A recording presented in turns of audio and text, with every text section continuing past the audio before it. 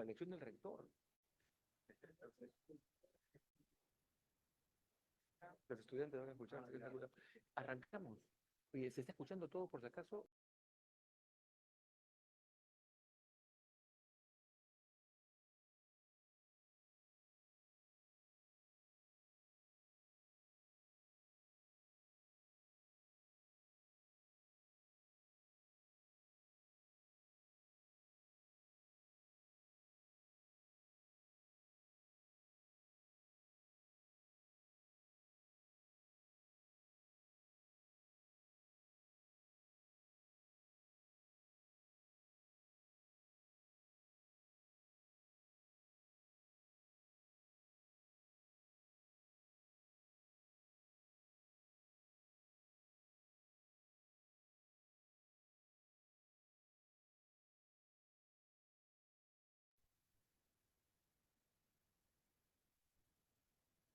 Bienvenidos a la presentación de un libro más del profesor Efraín González Olarte.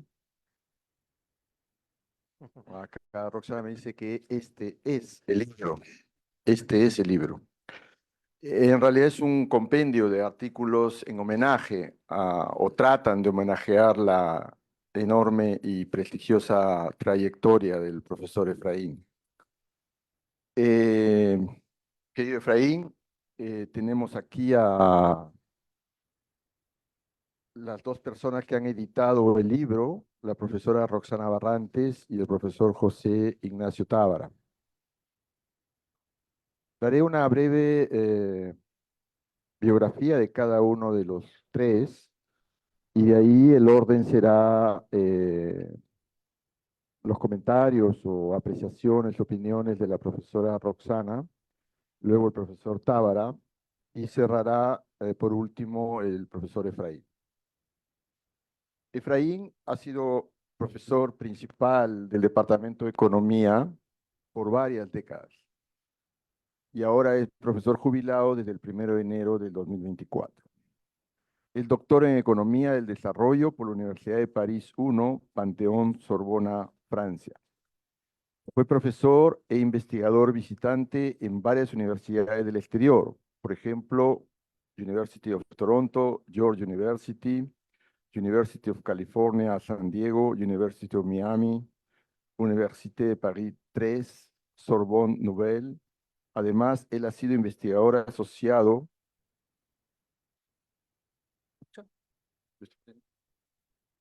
¿Aló? Ya está. Es que se va el volumen. Ha sido investigador asociado del Instituto de Estudios Peruanos, IEP. En años recientes, Efraín ha recibido el doctorado honoris causa de la Universidad Nacional San Agustín de Arequipa y ha sido nombrado profesor honorario de la Universidad San Cristóbal de Huamanga.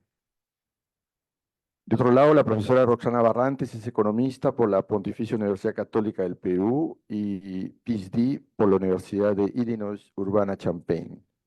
Actualmente es profesora principal del Departamento de Economía, directora de la maestría hasta hace un semestre, presidenta del Consejo Directivo de la Escuela de Gobierno y Políticas Públicas, así como miembro del Consejo Consultivo de la Defensoría Universitaria de la PUC. Asimismo, es investigadora principal del Instituto de Estudios Peruanos.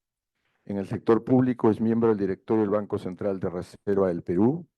El Poder Ejecutivo le encargó la presidencia de la Comisión para el Desarrollo Minero Sostenible entre septiembre del 2019 y febrero del 2020. El profesor José Tábara es doctor en Economía por University of Massachusetts Amherst, magíster en Economía por la PUC, máster en Gestión y Política Universitaria por la PUC y la Universidad de Barcelona, y bachiller en Ciencias por la Universidad Nacional de Ingeniería. Es profesor principal del Departamento de Economía de la PUC, se ha desempeñado en el Estado peruano como adjunto al Defensor del Pueblo, viceministro de Comunicación y director de los organismos reguladores en telecomunicaciones y energía. Sus investigaciones incluyen temas vinculados al desarrollo productivo, la economía política, de la regulación y el antitrust. Actualmente integra el directorio del Banco Central de Reserva del Perú, la Asamblea del Centro de Investigación y Promoción del Campesinado, obra social de la Compañía de Jesús. Bueno, dicho eso, pasemos a los comentarios, opiniones de la profesora Roxana Barrantes. Adelante, Roxana. Muy buenas tardes, muchísimas gracias. Es realmente para mí un privilegio poder haber compartido con el profesor José Tábara la edición de, claro, yo corregía acá a mi jefe y le decía que este es el libro, pero sí es cierto que yo quiero pensar que es el libro de homenaje a Efraín, porque la producción de Efraín durante sus varias décadas de trabajo e investigación y enseñanza es vasta. Y yo no sé, alguna vez he tratado de,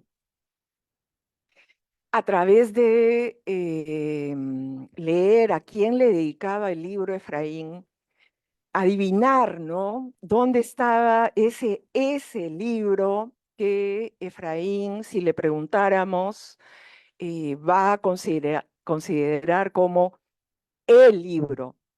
Pero ni aún con esas pistas logré distinguirlo, quizá porque el libro está todavía en proceso de ser escrito, porque hasta donde tengo entendido, vamos a reunirnos varias veces más con publicaciones nuevas de nuestro maestro.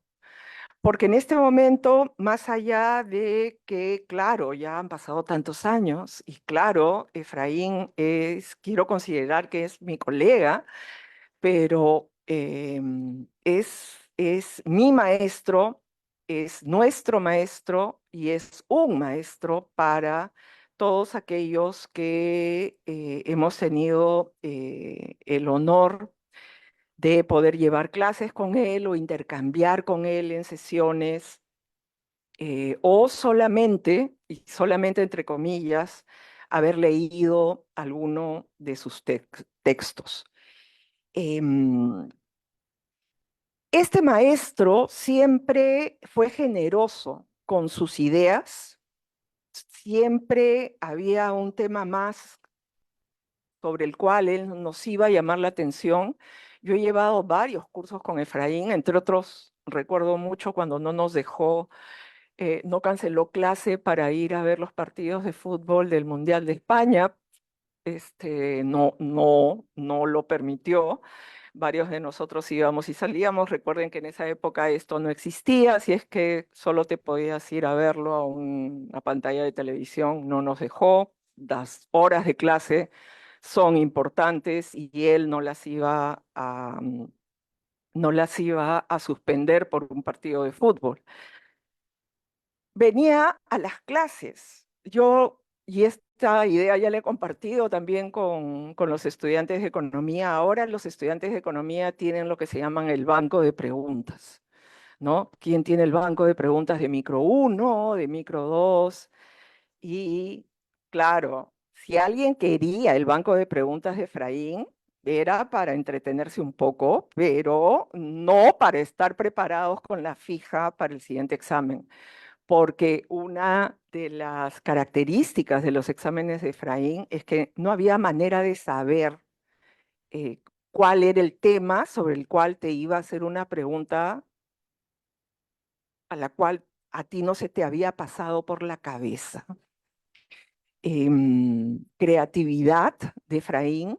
Efraín es hasta el momento una persona, un economista, un científico social que te combina un conjunto de ideas y va pensando más allá, no solo de la caja, sino de las ambiciones que podemos tener. O sea, rápidamente Efraín te hace acordar que los límites están en tu creatividad y en tu habilidad de apuntar al cielo y más allá.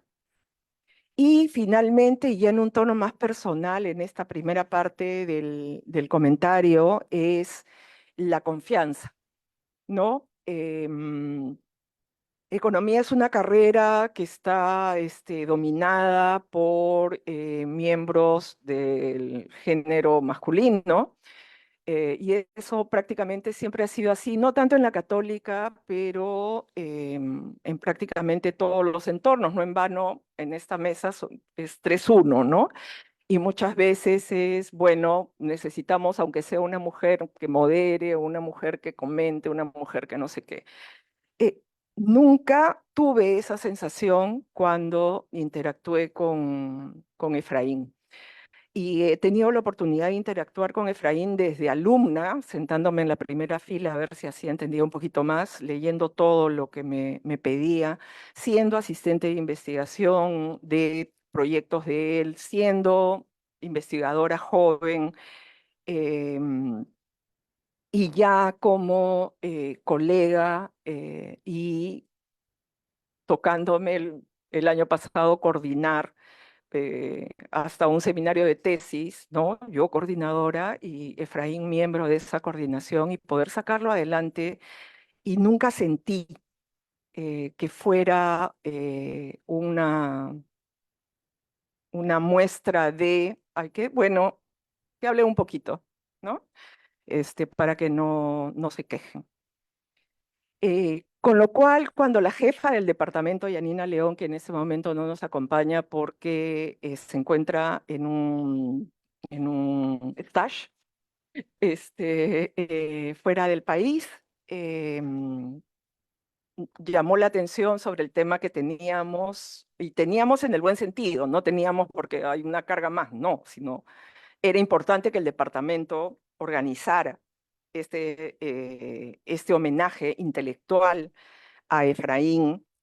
Yo fui la primera en levantar la mano, y la jefa fue la responsable de hacer que José Tábara y yo pudiéramos trabajar juntos en este homenaje.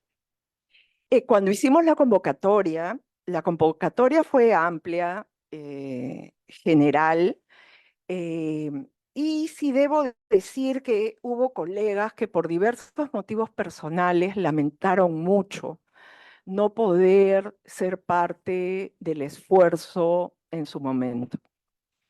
No quiero decir sus nombres, pero creo que ustedes lo van a notar porque hay varios coautores de Efraín que no necesariamente están en este homenaje intelectual, pero por motivos que nos pasan a todos, ¿no? Hay momentos que no estamos bien de salud, momentos que no estamos bien de ánimo, y donde tenemos que poner el énfasis en estar bien de ánimo y estar bien de salud para seguir adelante. Entonces, quienes hemos escrito somos un grupo, un subgrupo de todos aquellos que quisieron escribir y no les fue posible eh, en su oportunidad. Hoy, como decía hace un ratito, puedo decir que Efraín, junto con ser mi maestro, es mi colega, y yo doy muchas gracias. Estoy muy agradecida de poder contarlo como gran colega, eh, pero sobre todo como un gran amigo. Y eso es algo que personalmente valoro, y es una amistad que se ha forjado en el amor por muchos temas que Efraín contribuyó a confirmar que esas inspiraciones que yo podía tener tenían sentido y tenían correlato y tenían espacio para conversar. Voy al tercer punto de lo que quiero compartir con ustedes esta tarde, y que es el tema de la creatividad, ¿no? Me burlaba un poco de los bancos de exámenes, bancos de preguntas, porque las preguntas de Efraín eran, había que pensar bastante, ¿no? Con lo cual, en la convocatoria, cuando comenzamos a recibir las intenciones de interés, ¿no? Yo quiero escribir, pero ¿sobre qué? Sobre este tema. Y yo quiero escribir, pero ¿sobre qué? Sobre este otro tema. Y yo quiero escribir sobre qué. Y creo que Pepe y yo tuvimos momentos largos para reflexionar, bueno, ok, ¿y cómo vamos a organizar esto? Porque Efraín no solo ha trabajado economías campesinas, economías regionales, la meso, ¿no? Que es un tema que ahora está tan importante, es tan destacado a raíz del surgimiento de ciudades intermedias, ¿no? La meso está en esas ciudades intermedias, no es solo trascender la dualidad, ¿no? Del campo-ciudad, pero en realidad tienes en el medio toda una serie de interacciones de agentes sociales y de mercados que funcionan de una manera. La economía regional como tal, con el modelo de hoteling y los nuevos modelos, y ahora con la economía espacial, lo que nos permite la econometría, y es realmente muy bueno que nuestro jefe del departamento le tenga tanto amor a la econometría. Yo sé que la de series de tiempo, pero la econometría en general se ha convertido en un instrumento que nos permite avanzar en abordar preguntas que antes no podíamos, ¿no? Los coeficientes de correlación espacial para poder determinar, aproximarnos a cómo la ubicación de los agentes en el espacio y el uso de los territorios tienen, más allá de lo que puede ser una intuición de lo que vemos cuando viajamos por carreteras afirmadas o por carreteras asfaltadas.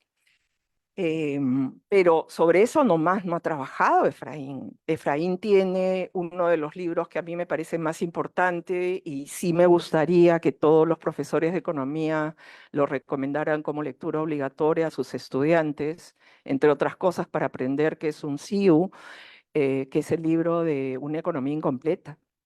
Porque no es posible conocer la economía si tú no sabes las estimaciones de productividad, y las estimaciones de productividad son altamente diferenciadas por época, por sector, por subsector, aún con los temas regionales, etcétera. Y de ahí entiendo también que viene parte de los trabajos que han hecho con el coeditor José Tábara. Pero si estos temas ya parecen amplios, generales y que demandan mucho esfuerzo, pues Efraín también tiene una gran reflexión sobre los temas del desarrollo en general, los temas, y no tanto ahorita con la discusión que si crecimiento, que si desarrollo, eh, que podría ser una discusión vacía si es que ambas variables nos dieran cuenta de la calidad de vida de las personas. Efraín ha estado trabajando muchísimo sobre cómo reflexionamos a la luz del modelo de desarrollo, del modelo, y que ahora le llamamos modelo de desarrollo, pero hasta hace un tiempo le llamamos el modelo de acumulación. ¿Cómo es que se generan los excedentes y en qué se usan esos excedentes? ¿Y cuál es el rol del supremo redistribuidor de recursos, que es el Estado, en dar cuenta de que esos excedentes lleguen allí donde la calidad de los activos no alcanza para producir esos excedentes? Y esa es una línea de trabajo que ha desarrollado Efraín. Tenemos el péndulo peruano hace 30 años, que ahora parecería que ya se está forzando a su punto de inicio. Todos esos temas, y sobre todos esos temas y contribuciones teóricas, teníamos artículos. ¿Cómo los organizamos? Fue todo un trabajo de ida y vuelta, y el resultado es el que tienen en el libro.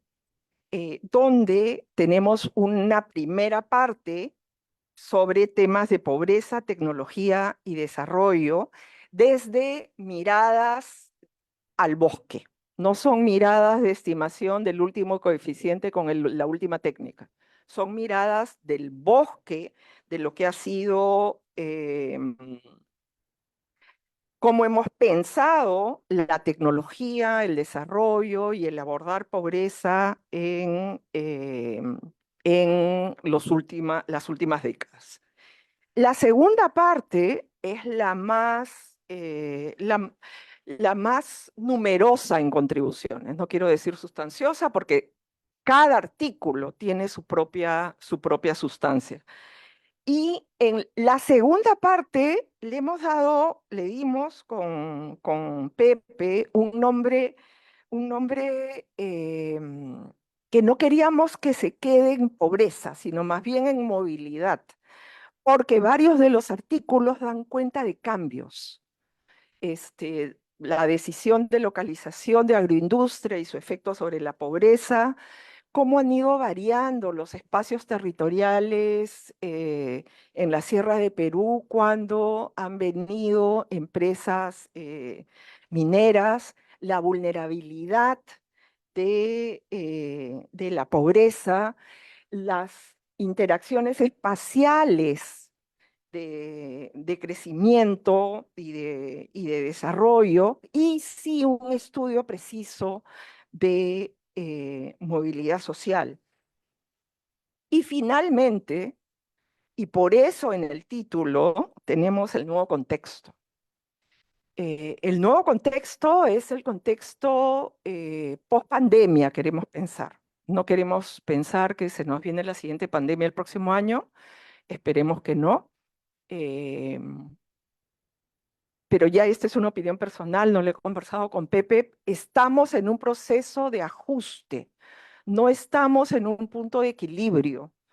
Y en este proceso de ajuste tenemos que comprender cómo los países hemos reaccionado, hemos gestionado nuestras políticas públicas con la pandemia y post-pandemia, y tenemos un par de trabajos muy buenos, uno de Bolivia y otro para Perú. Tuvimos la gran, digo, suerte porque los tiempos de cada persona son distintos y que el vicepresidente de la práctica global de educación del Banco Mundial pudiera contribuir en este libro, en una reflexión sobre pandemia y educación. Yo lo considero una gran fortuna. Y por supuesto, para finalizar, la semblanza que hizo nuestro colega José Rodríguez, anterior jefe del departamento de Economía también, cuando la universidad tuvo a bien reconocer los años de trabajo y entrega de Efraín al otorgarle el doctorado honoris causa. Ustedes saben que cuando uno tiene el micro, usualmente se puede quedar hablando y hablando, podría, pero por respeto a mis colegas no lo voy a hacer. Pero antes de pasarle el micro a José, coeditor, quiero reconocer el gran trabajo, y yo no sé por qué, yo no lo he encontrado en el libro, quizás ha sido un descuido mío, el gran trabajo que realizó Carola Mésaga, acá presente, en cuidar la edición final, lo que iba a ir a imprenta, y que además fue, ya como siempre pasa, ¿no? Esto tiene que salir tal día. ¿Cuántos días faltan para tal día? ¿20? Ok, Carola lo sacó adelante. Gracias, Carola. Realmente es un gran trabajo el que hiciste, y además a mí personalmente, que no me gusta tener ningún error, detectó errores, y eso siempre se aprecia. Pero sobre todo, creo que todos los que hemos contribuido y lo que hemos tenido a cargo la responsabilidad de sacar este homenaje adelante, reconocemos que no hubiera sido posible sin inspiración del maestro Efraín. Gracias, Efraín.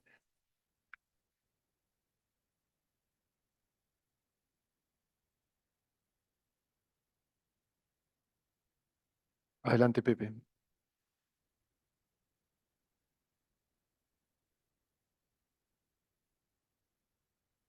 Está bien. Bien, muchas gracias, Gabriel. Gracias, Efraín, también por la oportunidad de... No se escucha.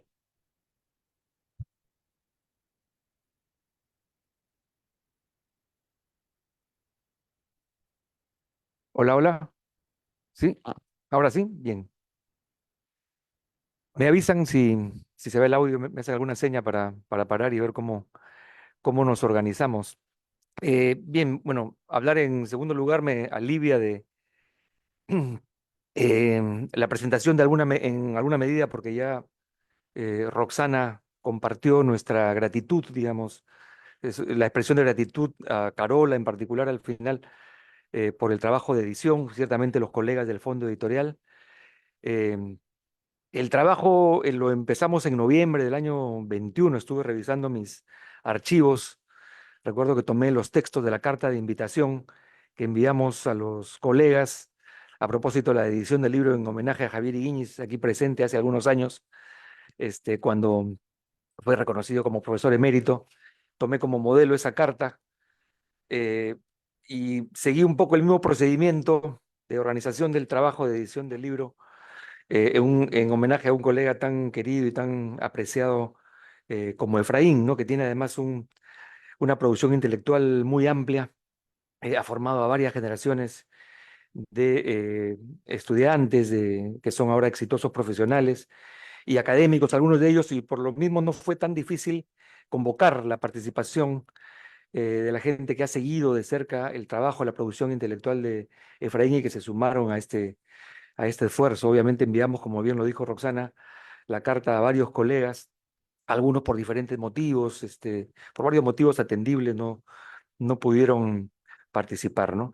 Yo había previsto escribir un artículo también como para que sea un capítulo del libro, me puse a leer los textos recientes de Efraín, pero luego empezaron a llegarme otros trabajos, tareas, responsabilidades, y bueno, eh, y no pude continuar el trabajo, y luego empezaron a llegar ya los textos de los colegas, y me dediqué más específicamente a la edición y a la elaboración de la propuesta de texto para la introducción que resumía y intentaba sintetizar los aportes específicos. Y sobre eso quería comentar, ¿no? Eh, Hay 12 capítulos en el libro, hay una primera parte, como bien ha dicho Roxana, sobre la visión más general de pobreza, tecnología y desarrollo. Hay un lindo artículo de Francis Stewart, una colega nuestra, que elabora una reflexión sobre la vigencia del concepto de tecnología intermedia y tecnología apropiada en el contexto actual, ¿no? Es un concepto que tiene su origen en ese clásico artículo Small is Beautiful, lo pequeño es hermoso, de Schumacher, eh, y discute la crítica al concepto, los cuestionamientos desde el paradigma tecnocrático, digamos, que afirma pues que la adopción de estas tecnologías no tiene ninguna viabilidad, dado que el desarrollo científico restringe el rango de elección y, digamos, no hace viable la adopción de estas tecnologías. Stewart discute esos argumentos y entra al tema de la obsolescencia, ¿no? La obsolescencia, que no es un asunto solamente tecnológico, depende también de las preferencias, de las creencias, de las apuestas sociales, depende de la historia. Eh, y esto es relevante, creo yo, porque en el contexto actual algunas de las nociones y las intuiciones que derivan de esta reflexión creo que tienen absoluta vigencia, sobre todo en un contexto tan desafiante, por ejemplo, en materia de crisis climáticas y otro tipo de crisis, ¿no? Y luego viene el texto de Máximo, Máximo de Centeno, que ofrece una reflexión histórica sobre la pobreza y el subdesarrollo en el Perú, ¿no? Con referencias muy precisas y pertinentes, que se van hasta las consecuencias de la conquista y ocupación durante la colonia, el proceso de mestizaje parcial y discriminatorio, lo cito textualmente, y formas de discriminación que subsisten hasta nuestros días y que explican, son una dimensión sin duda de la desigualdad en nuestro país. Y contrasta esto con la experiencia en otros países que sí fueron capaces de construir instituciones que han permitido un funcionamiento razonable de los mercados, ¿no? Lo cual nos lleva pues a la redefinición de este concepto de mercado, que no es pues una entidad abstracta preexistente a la cual entran las empresas, sino los mercados se construyen como resultado de interacciones y de decisiones que las sociedades toman. Esa reflexión de Máximo me parece fundamental, sobre todo sus referencias al hecho de que la pobreza pues no debe ser aceptada como algo, como un mal inevitable, ¿no? Y como el respeto a los pobres y la acción frente a la pobreza han sido reconocidas históricamente como una exigencia social en las corrientes filosóficas, también en la academia y en la doctrina social de la Iglesia, ¿no? Que Máximo ha seguido, ¿no? Y la identificación de las causas, por supuesto, es fundamental, vinculadas a la estructura económica y también a la conciencia, la ética y la responsabilidad de los actores económicos, es lo que Máximo sostiene en su trabajo. Y luego viene, como bien lo indicó Roxana, un conjunto más amplio de artículos sobre que le pusimos como gorro a esta sección movilidad social, desarrollo y territorio. Son creo 6 o 7 artículos en este ámbito. Juan Manuel del Pozo, un colega con quien tuvimos la oportunidad de trabajar con Efraín en una publicación conjunta, elabora un lindo trabajo usando la metodología de los pseudo paneles, ¿no? Que son en realidad una serie de cortes transversales repetidos en el tiempo, independientes pero extraídos de una misma población. O sea, no son paneles completos que permiten aplicar las técnicas convencionales, pero él investiga nuevos desarrollos metodológicos para examinar el problema de la movilidad, ¿no? De la movilidad social en nuestro país, ¿no? Y parte, y en la motivación lo dice, ¿no? Parte de preguntarse por el contraste que existe entre, por un lado, la evidencia empírica acerca del progreso en nuestro país y, de otro lado, las percepciones de las propias personas acerca de lo que parece ser un progreso, ¿no? La gente responde que no, en realidad que no siente con tanta frecuencia, digamos, o con tanta intensidad ese progreso. Y efectivamente concluye y demuestra, ¿no? Que la movilidad incondicional es reducida, ¿no? Utilizando como variables explicativas el gasto y los ingresos, eh, y que las desigualdades son subyacentes y se reproducen en el tiempo, ¿no? Es una buena entrada utilizando originalmente, digamos, creo que es la encuesta nacional de hogares, la base de datos que utiliza. Es un aporte, creo, sustantivo, ¿no? A entender la reproducción intergeneracional de las desigualdades y las limitaciones o las condiciones a la movilidad que tienen que ver, pues, con las brechas iniciales, con las características del jefe de hogar y, en fin, variables que ya han sido identificadas en otros estudios sobre pobreza, ¿no? Luego hay un lindo trabajo de Clausen y Carolina Trivelli, de Jonathan y de Carolina, sobre pobreza rural, ¿no? Ellos examinan indicadores de pobreza y comparan la evolución de los indicadores de pobreza, la pobreza monetaria, que la conocemos, en fin, cuánto cuesta comprar una canasta, luego la pobreza multidimensional, que tiene que ver con el acceso a servicios básicos, y luego la pobreza subjetiva, ¿no? Y encuentran un resultado bien interesante, a mi juicio, en el sentido de que la pobreza monetaria se presenta sobre todo, es mucho más alta en la sierra rural, la pobreza multidimensional, que es acceso a servicios básicos, como podíamos esperar en la selva rural, y la pobreza subjetiva, es decir, la autopercepción de sentirse pobre, sobre todo en la costa rural, ¿no?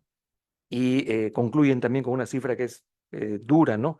En el sentido que en el ámbito rural solamente el 16% de las personas se encuentra fuera de cualquier definición de pobreza, ¿no? Lo cual supone pues, que el 84% de alguna manera calzan con una de estas tres definiciones, ¿no? Creo que es una contribución sustantiva a la comprensión de la pobreza rural desde estas distintas perspectivas. Luego hay un lindo trabajo de Manuel Glave, aquí con nuestra colega, un colega muy, muy cercano y muy conocido de Roxana. eh, sí, examina el impacto que tiene la inversión y el abonamiento de 3 grandes proyectos mineros en Las Bambas, en Antapacay y en La Granja, ¿no?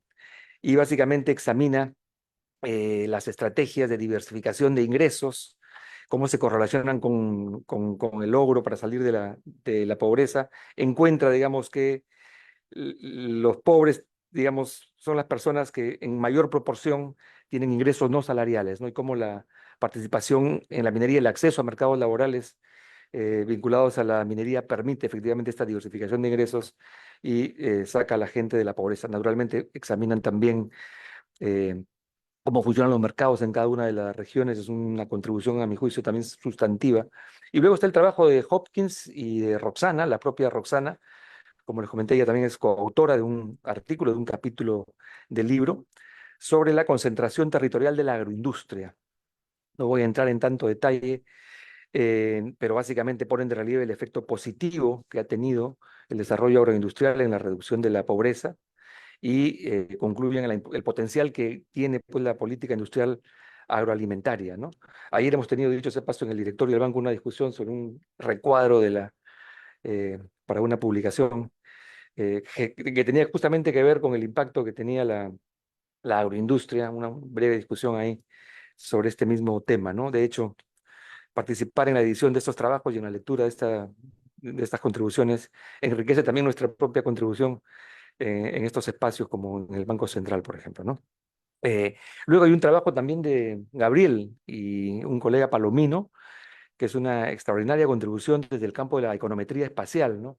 Aplicada en este caso al crecimiento regional, ¿no?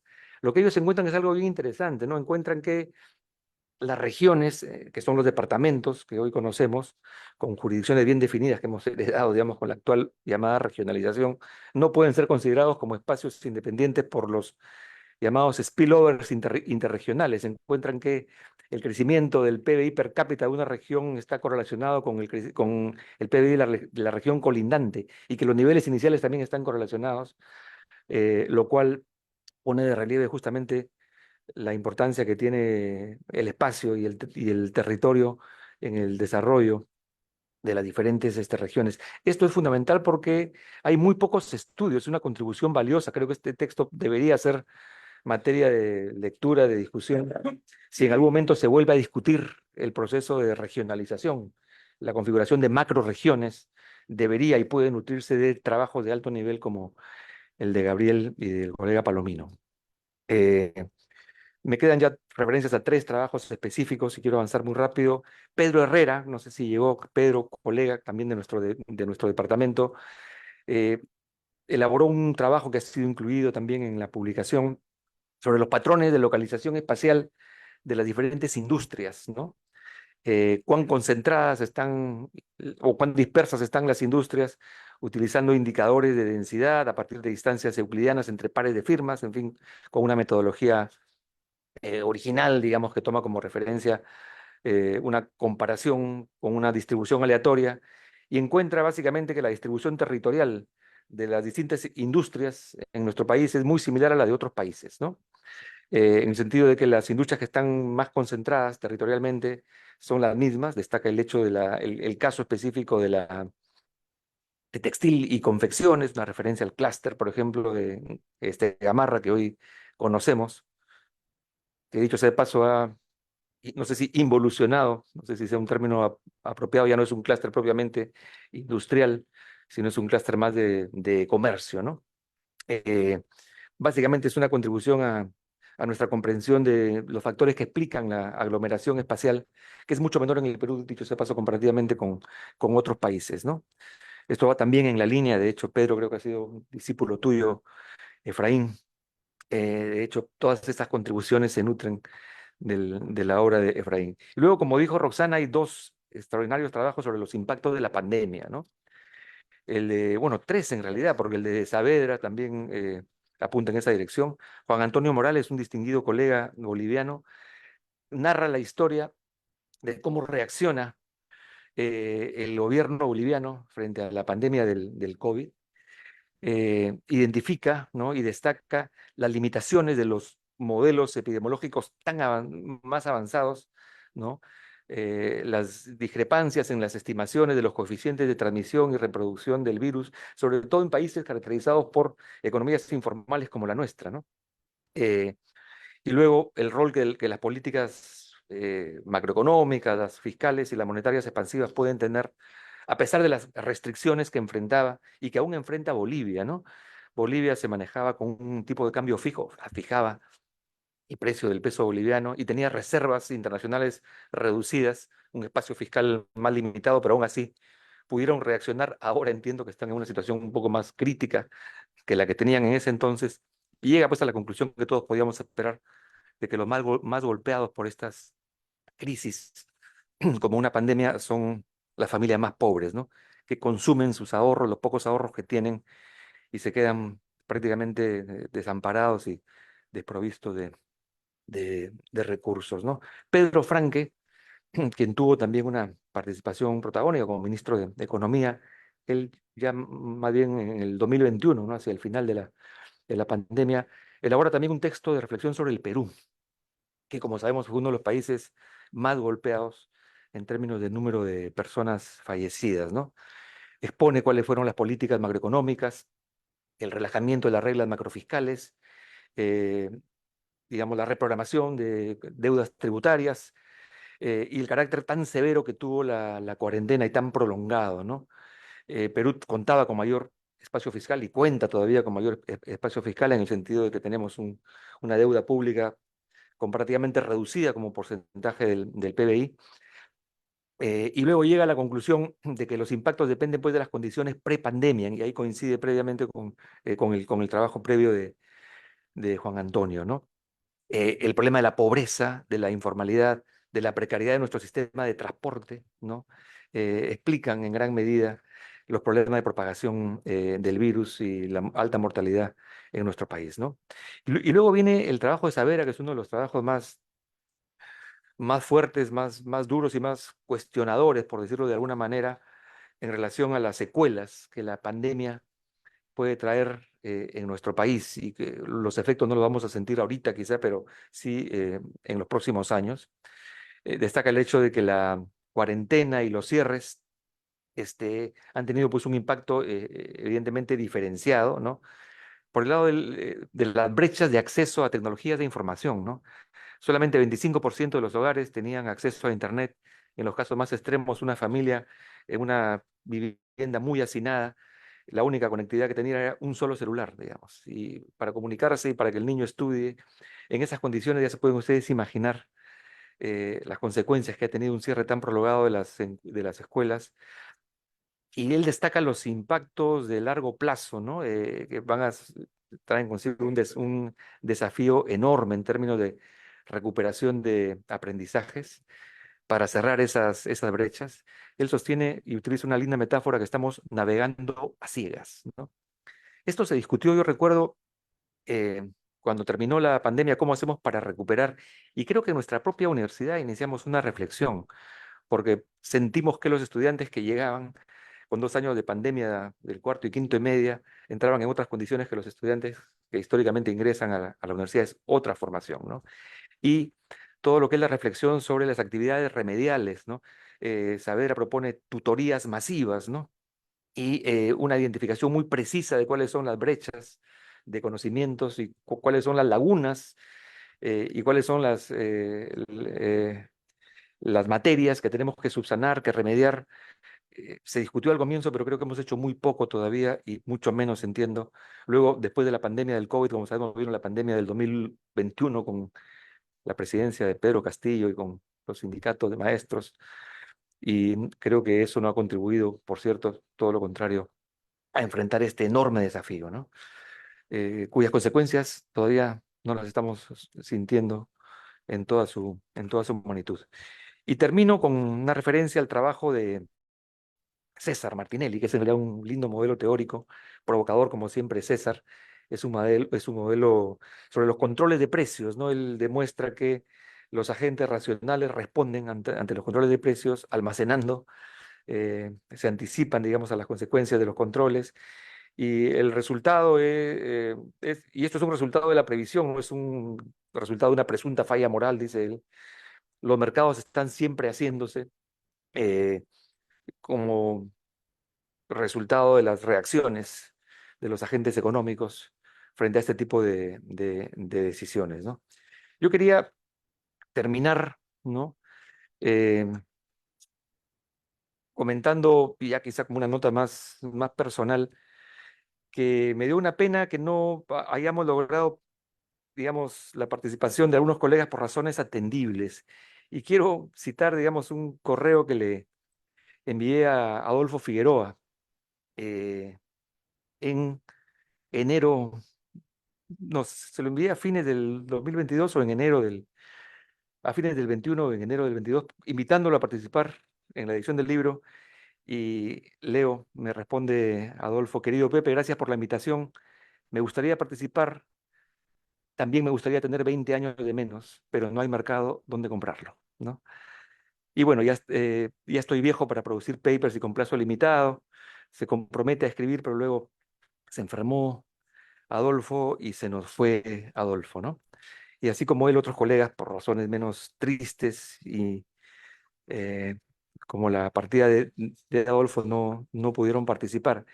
Y digo esto porque yo he tenido la experiencia de participar también en el discurso de orden cuando Máximo Vega Centeno fue reconocido como profesor emérito.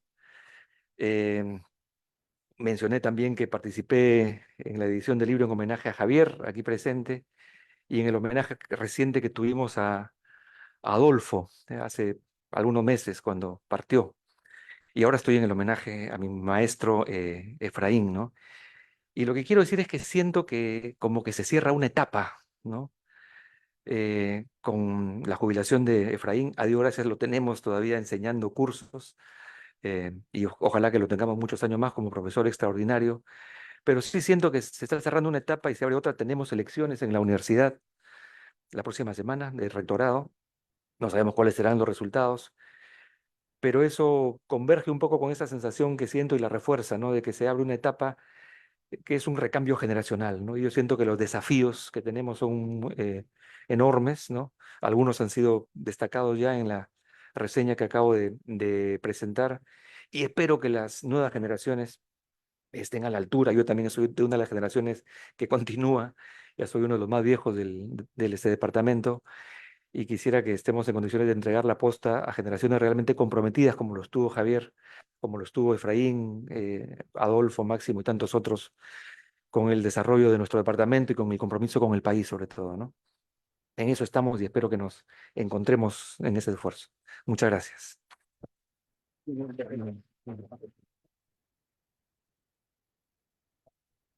Efraín, permíteme robarte 5 minutos, por favor, eh, para hablar un poquito del paper que he hecho con Juan Palomino.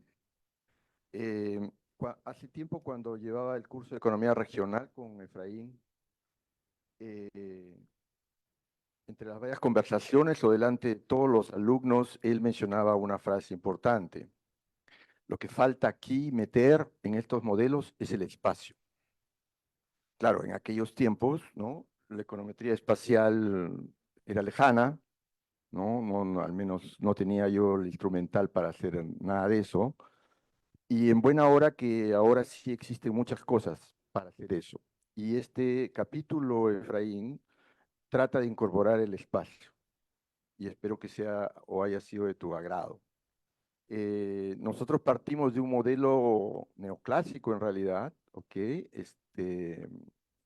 Al estilo de Solow, pero lo aumentamos incorporando espacio, siguiendo a alguien de la literatura. Y lo que encontramos es que el espacio importa, no importa con cuántas o cuáles tipos de matrices de ponderación espaciales utilicemos. Hemos tratado con dos y con los dos funciona el asunto. Y yo quiero leer rápidamente un par de recomendaciones que salen. O sea, no quiero entrar a nada de los resultados econométricos. Hay externalidades, hay efectos, efectos del espacio, hay correlaciones espaciales, hay cosas técnicas, sí, pero también hay cosas que en las cuales al final del capítulo yo y Juan hemos escrito. Y dice las siguientes implicaciones de política, lo que tanto le pedimos a los alumnos cuando hacen un documento, ¿no es cierto? ¿Y cuáles son las implicancias de política, no? Porque parece ser que si hacen algo o hacen una regresión, falta algo de todas maneras, ¿no es cierto? Entonces siempre les pedimos eso. Bueno, acá tratamos de hacer eso también. La primera conclusión que emerge es la presencia de spillovers espaciales significativos, lo cual indica que las decisiones políticas de los gobiernos locales afectan no solo a sus propias regiones, sino también a las regiones adyacentes. requiriendo entonces que el gobierno central preste especial atención a las coordinaciones subnacionales en términos administrativos a nivel subnacional. La segunda conclusión es que los resultados refuerzan la idea de que el Perú necesita desarrollar políticas para el beneficio de las regiones pobres y estancadas, donde el PBI ha declinado en el tiempo y las cuales son vulnerables porque ellas están cercanas a regiones pobres. Una posible solución es que si la administración central o los gobiernos locales invierten más en infraestructura, los spillovers del PBI per cápita deberían ser aún más grandes. Y finalmente, otra recomendación política es que debería haber un sistema de financiamiento regional capaz de garantizar transparencia, predictabilidad, estabilidad, equidad y eficiencia en el uso de los recursos públicos en los gobiernos regionales del Perú. Esto es, este sistema debe proveer a los gobiernos regionales con los incentivos para la provisión eficiente de servicios públicos, con prestación de cuentas a la población. En esta manera, las regiones deben tener la capacidad de generar más de sus propios recursos y no tanto los recursos que dependen de cosas como el canon o transferencias. Recomendaciones bastante sencillas, ¿ok? Las menciono acá explícitamente porque estamos pasando por un momento en el cual los gobiernos regionales no sé qué cosa es lo que hacen, ¿ok? Pero cosas tan simples como estas tres recomendaciones políticas parece que en este capítulo hablamos de otro país, ¿ok? Eso nomás quería vincularlos, al menos para que el libro sea pertinente a la realidad que tenemos. Adelante, ahora sí, Efraín. ¿Se me escucha? ¿Se me escucha? Sí. Bueno, me había preparado un pequeño agradecimiento escrito, pero me veo obligado a hacer algunos comentarios orales. En primer lugar, como bien señala Pepe, yo soy de la generación que se está yendo, porque soy el único que tiene corbata en el auditorio. Entonces, obviamente es un cambio generacional. En segundo lugar, agradezco el comentario de Gabriel, porque este es uno de los temas que durante todos los cursos de economía regional que he dado, este, eh, por fin comienza a tener evidencia, apoyo empírico. ¿Cuál es mi teoría sobre el problema regional en el Perú? Y es que las regiones que tenemos son regiones geopolíticas, creadas políticamente, históricamente, provienen de las intendencias coloniales todavía. Pero es difícil que haya desarrollo sobre estas regiones. El desarrollo vendrá sobre regiones económicas. Y las regiones económicas no tienen fronteras en el mapa, tienen fronteras económicas en los mercados. Entonces, estudios como el que ha hecho Gabriel y Luis Palomino, verifican esta teoría, es decir, que lo que necesitamos son macrorregiones. Y sobre esas macrorregiones es que se puede pensar en un desarrollo más redistributivo y más dinámico. Claro, el asunto es que esto en este momento no me parece posible por las circunstancias que vive el Perú. Aún así, digamos, los artículos que hay en el libro abonan en esa dirección y eso me hace sentir muy alentado de que en el futuro podamos hacer que lo que investigamos sirva para el desarrollo de las regiones y sobre todo de sus gentes, para el desarrollo humano. Mi tercer comentario es agradecer a Roxana. Roxana me ha hecho emocionar con este cariño y este humanismo que ha dicho al inicio de sus palabras, Entonces, realmente en este momento me siento muy, muy, tremendamente emocionado. Y emocionado porque además, hay una cosa que siempre me ha gustado decir, y es que en la católica, pues yo soy de la escuela cusqueña.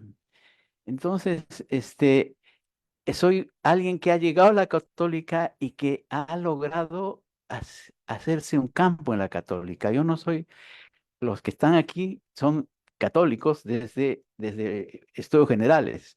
Yo, en cambio, soy un forastero, pero un forastero que se incorporó en la universidad y que ha hecho de la universidad lo que voy a contar dentro de un momento. Entonces, yo en primer lugar quiero agradecer a todos ustedes, al panel, al jefe del departamento, a los jefes de los tres últimos jefes de departamento, que son los que han estado atrás de este homenaje, y del profesorado emérito, que realmente me conmueven, ¿no?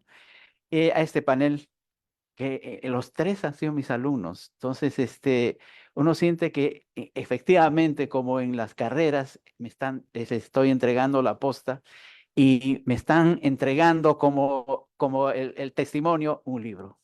Entonces, es muy bonito digamos, esta ceremonia.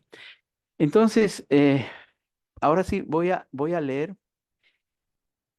Estoy profundamente conmovido y abrumado por este momento tan especial.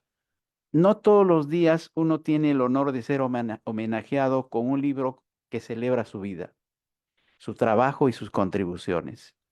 Este es un reconocimiento que no hubiera podido imaginar, por lo que estoy infinitamente agradecido a todos ustedes. Quisiera comenzar agradeciendo a todos los que hicieron posible este libro: a Roxana Barrantes y José Tábara, editores del libro; a los 15 colegas de Perú y del exterior que dedicaron su tiempo, su esfuerzo y su talento para plasmar su amistad y cariño en los 13 magníficos artículos que tiene el libro, inspirados en los temas que he investigado, publicado en mi larga carrera académica. Al Departamento de Economía, cuyos miembros me acogieron con generosidad humana y amplitud académica. Gracias desde el fondo de mi corazón, pero tengan la seguridad de que sus contribuciones serán muy valiosas tanto a nivel académico, pero sobre todo a nivel práctico en las políticas de desarrollo. Pues cada uno de los artículos tiene propuestas concretas para resolver varios de los problemas críticos que nos aquejan: bajas productividades, falta de tecnología apropiada, las recurrentes desigualdades, la baja movilidad social. Este es un tema que yo le propuse a Juan Manuel del Pozo y le dije: Juan Manuel, si tú naces pobre en el Perú, ¿mueres pobre? El tema de la movilidad social es fundamental. ¿Qué futuro tienen los pobres en un país como el Perú? Entonces, este es un tema importante. La volatilidad de dejar de ser pobre. O sea, uno es un pobre por el momento, pero el ciclo cambia y de pronto otra vez está en la pobreza. Entonces, este es otro tema que no hemos logrado en el Perú, eh, ni resolver, ni siquiera acercarnos a la solución. La lenta modernización de los campesinos, el trabajo de Manuel Clave, es decir, hace 50 años que se están modernizando, pero muy lentamente. O sea, la modernización campesina va por las escaleras y el resto del país por el ascensor. Entonces ahí hay un gran problema. El efecto positivo de la industrialización a partir de los recursos existentes en las regiones. El trabajo de Roxana, que es fundamental. Ahí donde hay posibilidades de transformar antes de transportar, como decía Javier Iguinis, es fundamental. Esto es lo que realmente finalmente genera grandes posibilidades de desarrollo. Y luego el trabajo de Gabriel, que dice los efectos positivos del crecimiento de cada región para ella y para las regiones colindantes.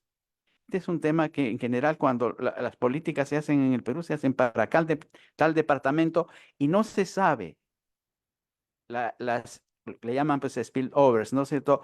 Los efectos de expansión de esas políticas que en realidad recién las estamos midiendo y ese es un gran tema. Las bondades de la aglomeración industrial, o sea, ahí donde hay aglomeración industrial hay unas mayores posibilidades de desarrollo y mayores posibilidades de integrar con el entorno, ¿no? Y las respuestas económicas y políticas frente a catástrofes inesperadas como fue el COVID, que no estamos libres de una nueva catástrofe, que puede ser la climática, y para la cual creo que tampoco estamos preparados. Y entonces, como verán, los artículos del libro tienen una base técnica, una base científica, diré, pero al mismo tiempo tienen esa inspiración de cómo tratar de resolver los problemas cruciales que tenemos en el Perú. Obviamente, también quiero agradecer al Fondo Editorial por una edición tan cuidadosa y hermosa en esta obra tan especial para mí, a Patricia Arévalo y a Carola Mésaga, que desde hace 3 o 4 libros están realmente deslumbrándome. Leyendo este libro de gran nivel intelectual, he vuelto a recorrer los grandes problemas económicos, sociales y políticos que tiene nuestro país y me ha recordado mi larga travesía intelectual y quizás lo más importante, me he dado cuenta de lo valioso que es sembrar algunas semillas, algunas ideas que colegas con mayor preparación y conocimiento que yo las han cultivado y desarrollado en este libro. Siento que la acumulación del conocimiento a través de las investigaciones es una función colectiva de largo plazo en la cual participamos todos nosotros y de la cual puede depender el desarrollo humano de las generaciones presentes y futuras en el Perú. Por ello, este libro no solo representa un homenaje a mi persona, sino también a todos aquellos con quienes he tenido el privilegio de trabajar y compartir experiencias durante tantos años. Cada logro y cada paso hacia adelante ha sido posible gracias a la colaboración y esfuerzo conjunto. Este reconocimiento es, en muchos sentidos, compartido. Como diría Albert Hirschman, la verdadera riqueza de una sociedad no se mide por su Producto Bruto Interno, sino por la capacidad de sus ciudadanos para enfrentar y resolver los problemas que enfrentan. Sin embargo, nada de esto hubiera sido posible sin el apoyo y el amor de mi familia, Pilar, mi esposa, mis hijos, mis nietas, mis hijos Mariana, Alejo y Nicolás, mis nietas y mis hermanas. Pero también es fundamental tener una familia extensa para poder vivir y progresar. Para mí, esta familia extensa ha sido la Universidad Católica, el Departamento de Economía, mis colegas de distintas generaciones, los cientos de estudiantes que tuve durante estos decenios, los trabajadores y, por supuesto, los colegas del Instituto de Estudios Peruanos y los centenares de amigos que hemos hecho durante todos estos años. Es gracias a todos ellos que pude llevar a cabo esta aventura académica que me ha permitido enseñar a tantas y tantos alumnos y contribuir modestamente al conocimiento a través de los libros y artículos que creo han servido para conocer mejor nuestro país y amarlo, pese a lo turbulento que es. He sido afortunado de nunca haber estado solo.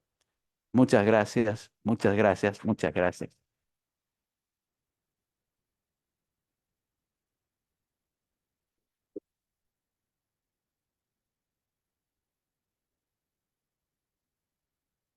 Muchas gracias. Gracias, Efraín. Bueno, quiero terminar agradeciendo a todos ustedes presentes hoy día. Muchas gracias por haberse dado tiempo para este homenaje. Gracias, Roxana. Gracias, Pepe, por la edición del libro, por estar acá, por todo el trabajo. Y otra vez, muchas gracias, Efraín, por las enseñanzas, por este libro y seguramente que estarás escribiendo por ahí otro más. Eso no tengo ninguna duda. Justamente me estaba olvidando de decir que todos esos artículos que no se han escrito, que sean para el próximo libro. Homenaje parte 2, volumen 2, volumen 2. Ok. Ok, los invitamos a pasar a unos, a disfrutar de algunos bocaditos afuera. Muchas gracias a todos. Despidamos con un fuerte aplauso a las personas.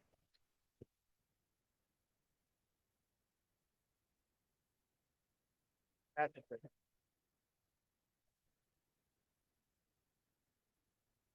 Me volvió toda la parte que era